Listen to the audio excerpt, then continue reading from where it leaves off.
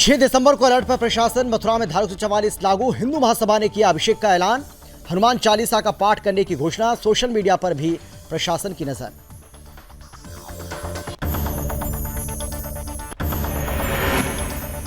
यूनिस के लिए सरिता से सईदा बनी हिंदू लड़की। 2 साल के बाद हुई मौत। परिवार ने जताई हत्या की आशंका। सीतापुर में हिंदू संगठनों का विरोध। इस मामले में कोई एफआईआर, गिरफ्तारी नहीं।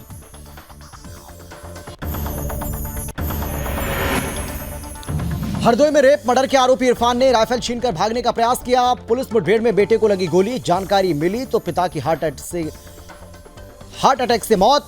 दुष्कर्म का शव को खेत में गाड़ा।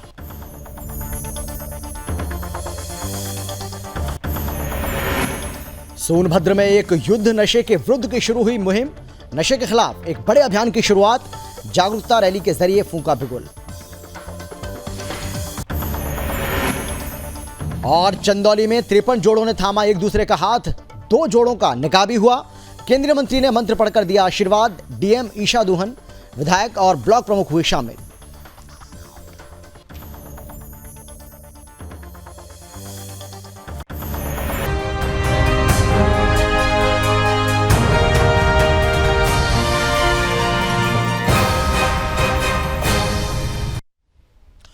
नमस्कार, आप देख रहे हैं सुदर्शन न्यूज और मैं हूं आपके साथ अमित शर्मा। वक्त है आपका राज आपकी खबर का, जिसमें सबसे पहले हम बात करेंगे यूपी के मथुरा की। यूपी के मथुरा से एक बड़ी खबर आपको बता रहे हैं, जहां 6 दिसंबर को लेकर पुलिस और प्रशासन अलर्ट मोड पर हैं। शनिवार को जिलाधिकारी और एसएसपी ने श्री कृष्ण जन्मस्थान स्थित कंट्रोल रूम में बैठकर अधीनस्थों को दिशा निर्देश जारी किए हैं। इसके साथ ही डीएम ने जनपद में धारा 144 लागू कर दी है। अखिल भारत हिंदू महासभा ने 6 दिसंबर को शाही ईदगाह में अभिषेक करने का ऐलान किया है। दरअसल अखिल भारत हिंदू महासभा ने श्री कृष्ण जन्मस्थान में 6 दिसंबर को हनुमान चालीसा पढ़ने का ऐलान किया। इसके समर्थन में कई हिंदूवादी संगठन आ गए हैं और शाही ईदगाह मस्जिद में अनुष्ठान और नदियों के जल से शुद्धिकरण करने का दावा भी कर रहे हैं। इसको लेकर सोशल मीडिया पर भी प्रचार प्रसार किया जा रहा है और लोगों से कार्यक्रम में सहभागिता के लिए आह्वान भी हो रहा है। इसी को देखते हुए पुलिस सोशल मीडिया पर नजर बनाए हुए है।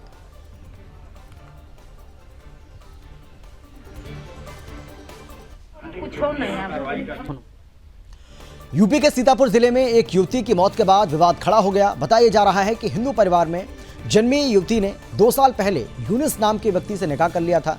निकाह के बाद वो सरिता से सईदा बन गई थी।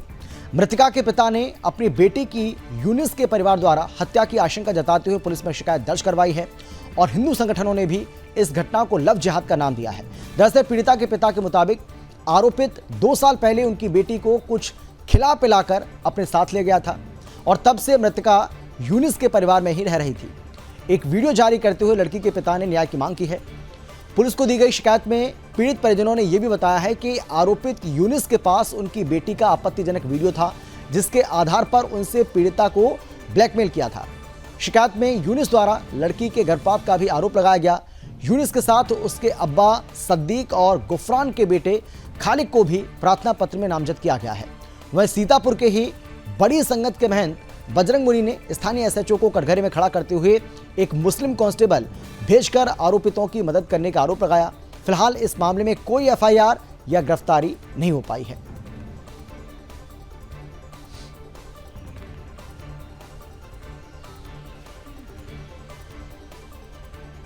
पाए तब तो हम मतलब पुलिस को इतला किए। हाँ।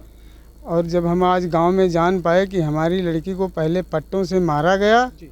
और फिर अस्पताल में भर्ती करवाया गया जी। किन लोगों ने मारा? इनके घर वालों ने होगा।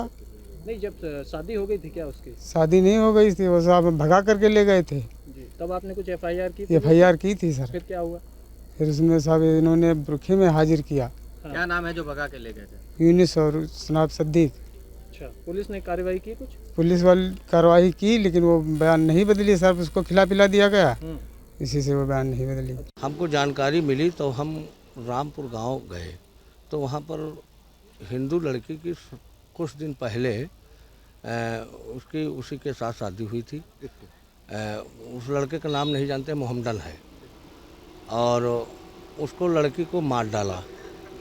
जानकारी मिली, वहाँ पर गए। खैर मौके पर वहाँ पर मचरेटा थाने की पुलिस भी उपस्थित थी और उसके बाद जब बजरंग मुनि आए तब पीएम रिपोर्ट के लिए मतलब जो है जानकारी मिली तो हम लोग यहाँ आए। यूपी में अपराधियों के खिलाफ योगी सरकार की पुलिस का एनकाउंटर ऑपरेशन लंगड़ा लगातार चल रहा है। ताजा मामला हरदोई जनपद से सामने आया है, जहां पुलिस ने रेप और मर्डर के आरोपी को एनकाउंटर में गोली मारने के बाद धर दबोचा। लेकिन घटना का दुखद पहलू यह रहा कि बेटे को एनकाउंटर में गोली लगने की जानकारी जैसे ही पिता को मिली, उसने हार्ट अटैक से दम तोड़ दिया। दरअसल घटना जनपद के मजला थाना क्षेत्र की है। यहाँ 11 दिन से लापता युवती को रेप के बाद गन्ने के खेत में दफना दिया गया था। परिजनों की तहरीर पर पुलिस ने मामला दर्ज करते हुए 2 लोगों को गिरफ्तार किया। गिरफ्तार किए गए दोनों आरोपियों की निशानदेही पर युवती के शव को गन्ने के खेत से खुदवाकर बाहर निकाला गया। वहीं जब निशानदेही के लिए दोनों आरोपियों को पुलिस घटनास्थल पर लेकर गई, इस दौरान एक आरोपी इरफान ने मौका पाकर पुलिस की राइफल छीनकर भागने का प्रयास किया। पुलिस ने पीछा कर आरोपी को मुठभेड़ के दौरान पैर में गोली मारकर धर दबोचा, दोबारा से गिरफ्तार कर लिया। लेकिन जैसे ही बेटे को गोली लगने की सूचना आरोपी इरफान के पिता फारूक को ले गई, तो सदमे के चलते आरोपी इरफान के पिता की हार्ट अटैक से मौत हो गई। लगभग 10 से 11 दिन पूर्व ग्राम टुमुरकी की एक युवती वो गायब हो गई थी, जिसके संबंध में परिजनों द्वारा दिनांक 1 तारीख को पुलिस को सूचना दी गई कि वह उस लड़की को उसके पास के गांव के व्यक्ति द्वारा बेला फुसला करके ले आया गया है।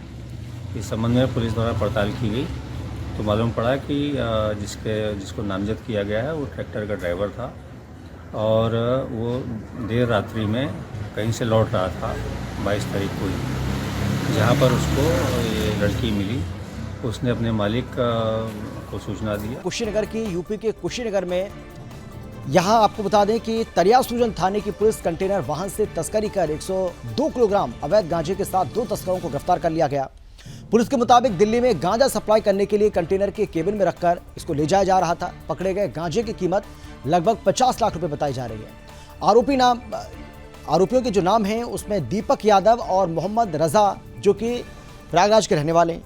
पुलिस ने बताया है कि अभियुक्त गणों ने पूछताछ में बताया है कि ये गांजा गुवाहाटी असम से लेकर आ रहे थे और दिल्ली लेकर जा रहे थे, जहां पर सेटिंग करके उचित दाम पर बेचा करते थे। फिलहाल पुलिस ने मामला दर्ज कर लिया है और आगे की कार्रवाई भी शुरू कर दी है।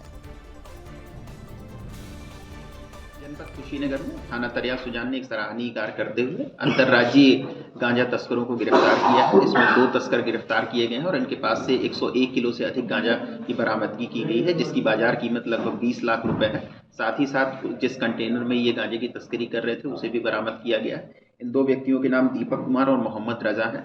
ये गुवाहाटी से इस गांजे को ला रहे थे और इसको पूरे यूपी को क्रॉस करा के इनको दिल्ली में सप्लाई देनी थी।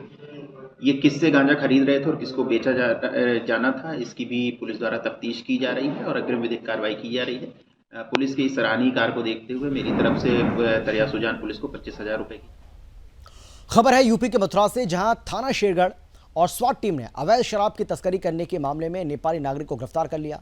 पुलिस की गिरफ्त में आया नेपाली नागरिक चंडीगढ़ से तस्करी कर झारखंड ले जा रहा था। नेपाली नागरिक से बरामद शराब की कीमत 24 लाख रुपए बताई जा रही है।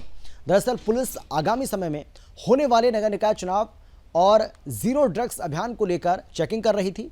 चेकिंग के दौरान ट्रक आता दिखाई दिया और जब पुलिस ने ट्रक को रोककर चेक किया तो उसमें 320 पेटी अवैध शराब बरामद हुई। पुलिस ने जब ट्रक चालक से जानकारी ली तो वो कोई इसका जवाब नहीं दे पाया। फिलहाल पुलिस ने मामला दर्ज कर लिया है और आगे की कार्रवाई भी की जा रही है।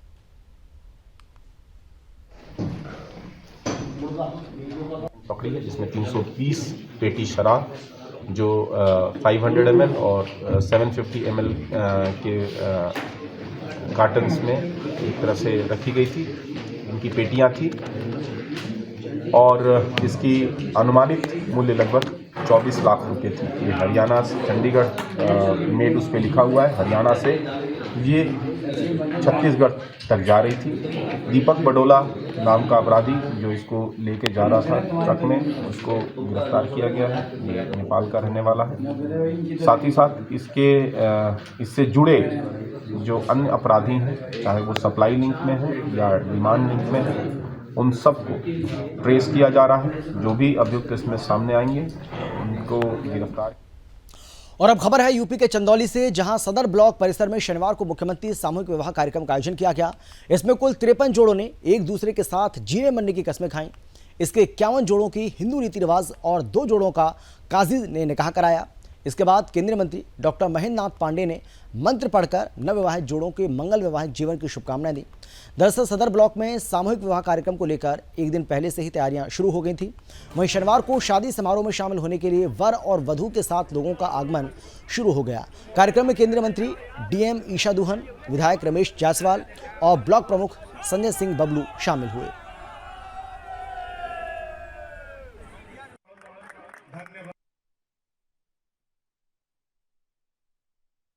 आज यहाँ पर चंदौली सदर ब्लॉक में मुख्यमंत्री सामूहिक विवाह योजना के अंतर्गत 51 जोड़ों का हिंदू विवाह पद्धति से का विवाह संपन्न हुआ, उन्हें आशीर्वाद दिया गया और 2 मुस्लिम जोड़ों का उनकी पद्धति से निकाह संपन्न हुआ। यह मुख्यमंत्री सामूहिक विवाह योजना लगातार इस जिले में ब्लॉकवार हो रहा है और लोगों के जीवन में खुशहाली के लिए ऐसे जो यूपी के सोनभद्र में एसपी डॉक्टर यशवीर सिंह के नेतृत्व में लगातार नशे के खिलाफ अभियान चलाया जा रहा है। नशा तस्करों के लिए स्वर्ग बन चुके जनपद सोनभद्र अब नशा तस्करों के खिलाफ कड़े फैसले के लिए भी जाना जाने लगा है। बड़ा नशा तस्कर माफिया या तो सलाखों के पीछे है या फिर जनपद छोड़ चुका है। वहीं रेणुकूट स्थित रामलीला मैदान में नशे के खिलाफ एक बड़े अभियान की शुरुआत की गई है, जिसके मुख्य अतिथि एसपी डॉक्टर यशवीर सिंह ने दीप प्रज्वलित कर कार्यक्रम का शुभारंभ किया। एसपी ने कार्यक्रम के दौरान वहां मौजूद लोगों को नशा मुक्ति की शपथ दिलाई और जन जन तक इस संदेश को पहुंचाने का वचन भी लिया। और जो लोग भी नशे की लत में जकड़े हुए हैं उनको हम प्रयास कर रहे हैं कि सही दिशा में लाने की कोशिश की जाए। एसपी ने कहा है कि नशे की वजह से लोगों का परिवार बिखरता जा रहा है। रोड दुर्घटनाओं में अधिकतर नशा ही मूल वजह होती है और नशेड़ी व्यक्ति समाज की मुख्य धारा से अलग थलग हो जाता है और इसीलिए नशे के खिलाफ ये बड़ा अभियान शुरू किया गया है।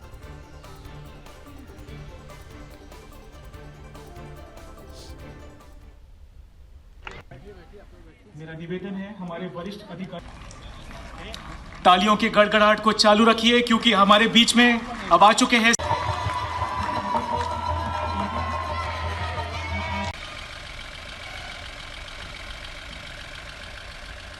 नरेंद्र कुमार मिश्रा का।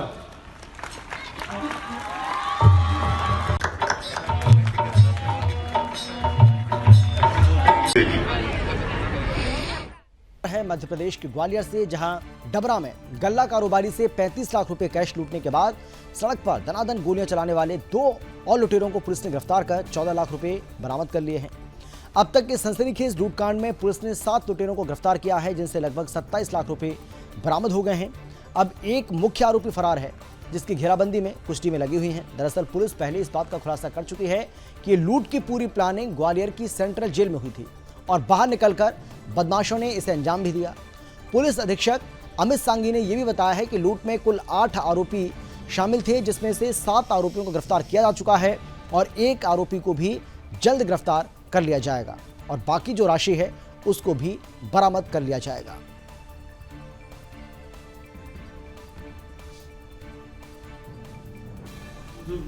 22 तारीख को डबरा में दिन दहाड़े एक व्यापारी के साथ 35 लाख रुपए की लूट हुई थी, जिसमें लुटेरों द्वारा 2 फायर भी किए गए थे।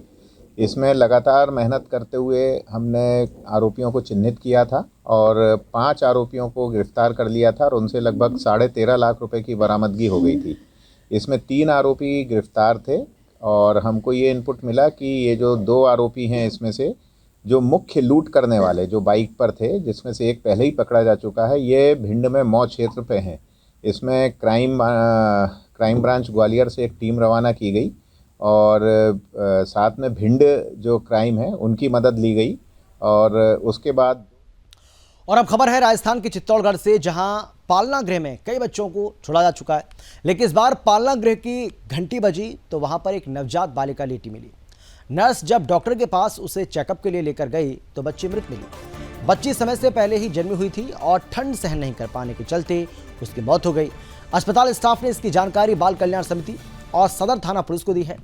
बालिका का पोस्टमार्टम करवाकर बालिका की अंतिम क्रिया पूरी की जाएगी। दरअसल ये मामला जिला चिकित्सालय का है, जहां पालना गृह में एक नवजात बालिका का शव मिला। फिलहाल पुलिस ने संज्ञान लेते हुए जांच का भरोसा दिया है।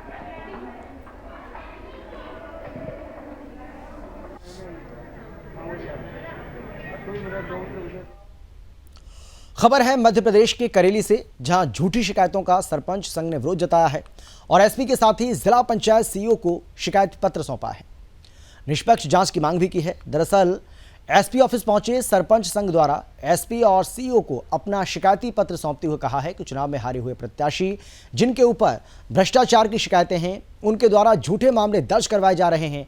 और ऐसा ही मामला धमेटा पंचायत से भी सामने आया, जहां पर 2 दिन पहले जिला पंचायत से एक जांच दल पीएम आवास के मामले में हुए भ्रष्टाचार की जांच करने पहुंचा था, जिसकी शिकायत सरपंच और उप सरपंच द्वारा की गई थी, जिसे लेकर पूर्व सरपंच द्वारा सरपंच पति के खिलाफ करेली थाने में ST/SC का झूठा मुकदमा दर्ज कराया गया।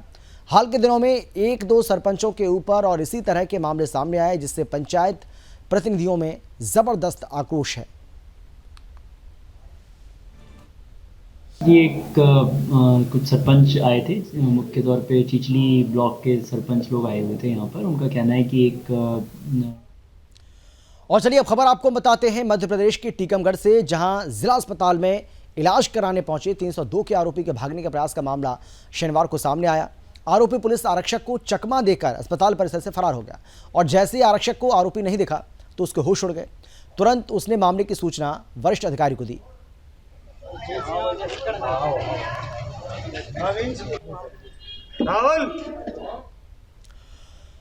और चलिए खबर आपको मध्य प्रदेश के टीकमगढ़ से ही बताते हैं, जहां विश्व विकलांग दिवस नजरबाग परिसर में मनाया गया, जिसमें टीकमगढ़ जिले के सभी दिव्यांगजन शामिल हुए। सर्वप्रथम मां सरस्वती के मूर्त रूप के सम्मुख दीप प्रज्वलन किया और माल्यार्पण किया, जिसके बाद बच्चों की प्रतियोगिता रखी गई, जिसमें चित्रकला, डांसिंग, मोटराइज्ड रिक्शा रेसिंग दौड़ और गोला फेंक प्रतियोगिता रखी गई। दरअसल एक ऐसा दिन होता है जब विकलांग व्यक्तियों के कल्याण की बातें की जाती हैं। समाज में हो रही उपेक्षा और उन्हें हीन भावना से देखे जाने वाली बातों पर अंकुश लगाने के लिए ये दिन खास अहमियत रखता है।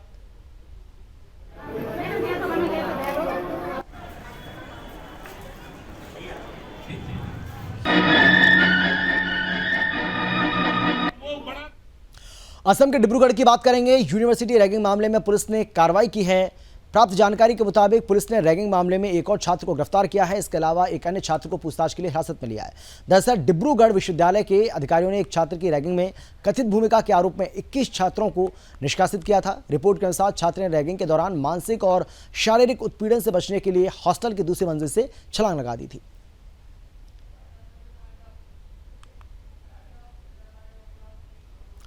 और इसी के साथ आपका राज्य आपकी खबर में फिलहाल इतना ही, लेकिन सुदर्शन न्यूज़ पर खबरों का सिलसिला आगे भी जारी रहेगा। आप देखते रहिए सुदर्शन न्यूज़।